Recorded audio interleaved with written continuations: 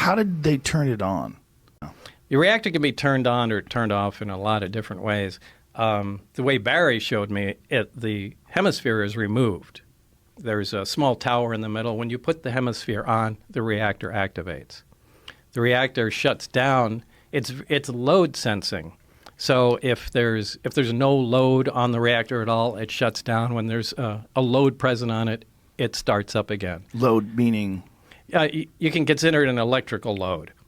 So although it doesn't necessarily operate electrically, there's no wiring that connects any of the subcomponents together whatsoever. They just have to be in the immediate vicinity.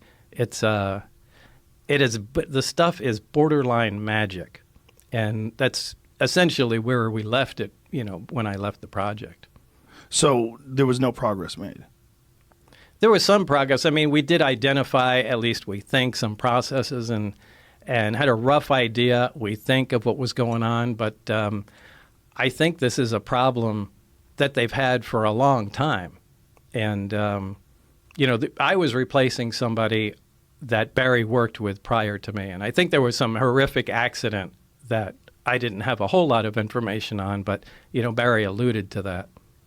A horrific accident, like where someone died? Or Yeah, where somebody died. Because they were trying to tamper with things or figure out how something worked? Yeah, the reactor in particular. But yet he let you touch it. Yeah, I think what they were trying to do was cut into one.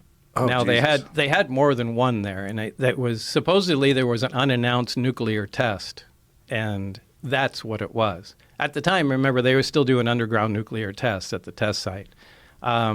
But from what I understand, according to Barry, there was an attempt made. Now, this must have been a pretty desperate attempt because it's not a very scientific process to analyze something that way. But it looked like they used a plasma cutter or something like that to cut into an operating reactor. How many of these things did they have? They had nine craft altogether. I only got hands-on with one of them, so I can't really say how the others operated. Did you see the other ones? Yeah. At one time, and only one time, the bay doors between the hangars were all open, and I could see all the way through. And were they all exactly the same? No, they were all different. Different shapes? Yeah. But they were all from somewhere else? Yeah, absolutely.